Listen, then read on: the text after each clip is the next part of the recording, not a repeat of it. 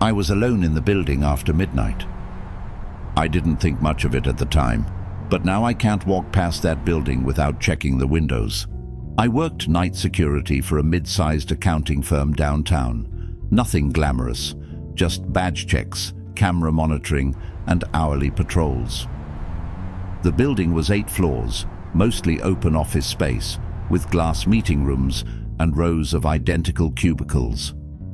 During the day, it was loud. Phones, printers, people talking about deadlines.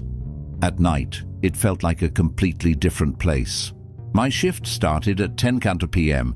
and ended at 6 a.m. Most nights were predictable. By midnight, cleaning staff would leave. By 1 a.m., the elevators would barely move.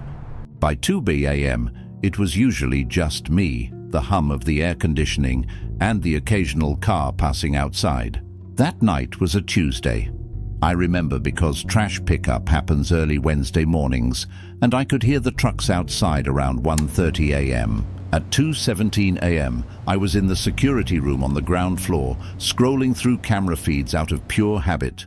Floor 3, empty. Floor 5, empty. Parking garage. 1 car, mine. Then I noticed something small. On the camera for floor 7, one of the motion sensor lights turned on. I waited. Sometimes lights glitched. Sometimes the cleaning crew forgot to sign out and came back for something. It wasn't unusual enough to panic about. Still, I watched the feed for maybe 30 seconds. Nothing moved. The light just stayed on. I grabbed my radio, mostly out of routine, and took the elevator up. It reached floor 7 at 2:21 a.m.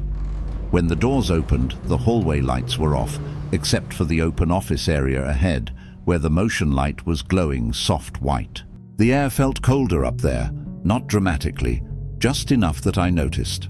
I stepped into the office area and did a slow walk through. Cubicles, chairs pushed in, computer monitors dark, coffee mugs left from the day shift, nothing unusual.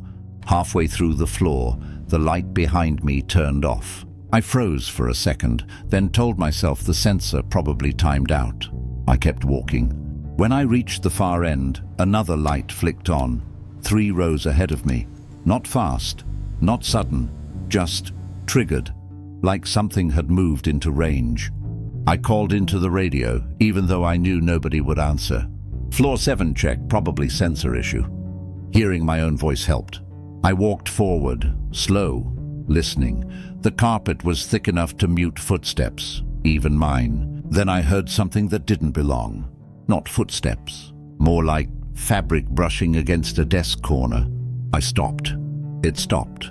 I told myself it was airflow. The building ventilation sometimes shifted loose papers. I made what felt like a reasonable decision at the time. Instead of going back to the elevator, I decided to finish the patrol loop. I didn't want to file a false incident report because of nerves and a faulty sensor. I moved forward, past the cubicles where the light had turned on. Nobody, nothing, but one chair was pulled slightly back from the desk. Not enough to be obvious. Just enough that I noticed it wasn't aligned like the others. I checked the desk surface. Dust patterns looked disturbed, like something had been resting there recently. My chest felt tight, but I kept walking. The silence was absolute now. The kind of silence that makes you aware of every small sound. The breath through your nose, the slight creak of shoe soles, the almost imperceptible hum of fluorescent lights. I passed 3 more rows of cubicles. Each desk looked identical to the last. Company calendars hanging on grey dividers, family photos in cheap frames, fake plants gathering dust. But something was wrong with the uniformity, something my brain was trying to process. Then I realized. On one of the desks, the coffee mug was warm to the touch. Not lukewarm, warm, like it had been filled less than 5 minutes ago. My hand trembled as I pulled it away. I checked my mental logs again. Cleaning staff had left over an hour ago. Nobody had badge access after 9 p.m. except me. That's when, at 2:29 a.m., my phone vibrated in my pocket. Unknown number. I almost ignored it, but night shifts get weird calls sometimes. Delivery drivers, building maintenance, wrong numbers. I answered. I didn't say hello right away. Neither did they. I heard breathing, not heavy, not threatening, just present, steady, like someone waiting for me to speak first. I stayed silent too, my heart pounding against my ribs. 5 seconds. Then the line disconnected. I checked the call log immediately. No number saved, no caller ID, just unknown. That's when I heard the elevator ding from the hallway behind me. I walked back slowly. Every step felt louder now.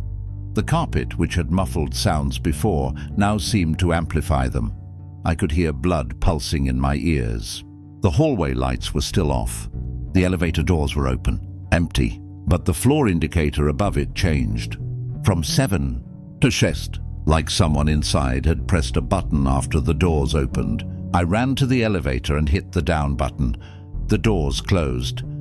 My reflection in the brushed steel doors looked wrong, not physically, just pale, like I'd been sick. During the descent, I tried to rationalize electrical malfunction, system interference, maybe even a rat large enough to trigger sensors. But rats don't call from unknown numbers. Rats don't leave warm coffee mugs. When I got back to the security room, I pulled up the elevator camera. No one inside. I rewound 2 minutes. The doors opened on floor 7, stayed open for 8 seconds, then closed. Like someone stepped in, the camera never fails to detect movement. The angle covers every inch of the cabin, but the footage showed an empty space, just the slight sway of the steel handrail, as if something had just released it. I checked badge access logs for that time.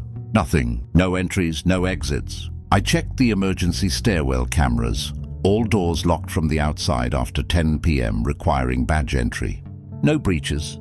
I did what any rational person would do, looked for logical explanations, checked building maintenance records, no electrical work scheduled, checked weather reports, no interference possible. But it wasn't normal. Nothing about that night was normal. At 3:47 a.m. I did something I shouldn't have done. I called my predecessor, Marcus. He'd worked the night shift for almost 2 years before me. The phone rang 6 times. "Hello?" The voice was groggy, irritated. "Marcus, sorry to call so late."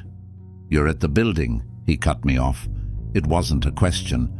"Yes, 7th floor." My blood ran cold. "How do you know?" He was silent for a moment. "It's always the 7th floor," he finally said. "Listen, you're going to finish your shift, you're going to file your report, and then you're going to start looking for another job." "But what?" "I don't know what it is," he interrupted. 3 shifts before me quit. The guy before them had a nervous breakdown. I lasted 2 years because I learned the rule. "What rule?" "Never go to the 7th floor after 2 a.m. Doesn't matter what you see. You write sensor malfunction and move on." "But I already went up." "I know. That's why I'm telling you to find another job. Once you interact with it, it becomes interested." The word "it" hung between us. "What did you see?" I asked. Marcus took a deep breath. "Things that make me check my car's back seat. Things that make me sleep with the lights on." He hung up. I sat in the security room, phone still in my hand, trying to process the conversation. At 4:12 a.m. the light on floor 7 turned on again. Same area, same light, and this time through the grainy monitor, I thought I saw something. Not a person, a shape, darker than the shadows around it. Like someone had cut out a piece of reality in human form. It stood in front of the camera for exactly 3 seconds, then vanished. This time I didn't go up. I spent the next few hours watching every monitor. Nothing moved.